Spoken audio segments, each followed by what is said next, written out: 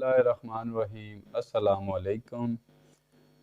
इससे पहले जो वीडियो थी उसमें मैंने अल्लाहू के बारे में आपको बताया था कि अल्लाहू का मतलब क्या है, अस्माउल हसना, अस्माउल हुस्ना। आज मैं दूसरे नंबर पे आपको बता रहा हूँ अर्रहमानु। अर्रहमानु का मतलब जो है वो है बेहद रहम करने वाला। फिर बता रहा हूँ कि अर्रहमानु जो कुरानी अल्फाज है इसका मतलब है बेहद रहम करने वाला।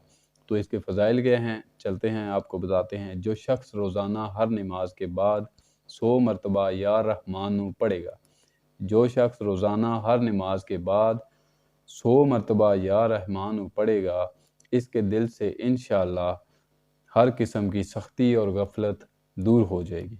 अगर कोई शख्स अर्रहमानु अर्रहीम पढ़ता है, अगर कोई शख्स अर्रहमानु अर्रहीम को लिख कर और धोकर, एक दफ़ा लिख कर और फिर उसे धोकर वो पानी किसी दरख्त की जड़ में डाल दे तो इस दरख्त के फल में बरकत आ जाती है।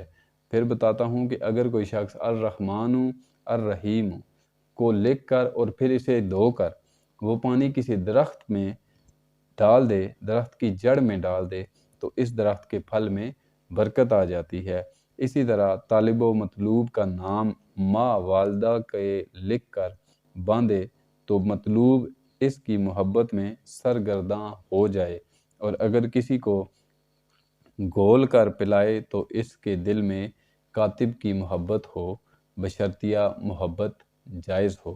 फिर बताता हूँ कि अगर इसी तरह तालिब मतलूब का नाम माँ वालदा के लिख कर बांधे तो मतलूब इसकी मोहब्बत में सरगर्दां हो जाए, और अगर किसी को घोल कर पिलाए तो इसके दिल में कातिब की मोहब्बत हो, बशर्तिया मोहब्बत जायज़ हो।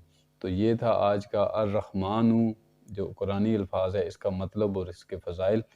तो अभी तक के लिए इजाज़त चाहता हूँ। बहुत शुक्रिया। अल्लाह हाफ़िज़।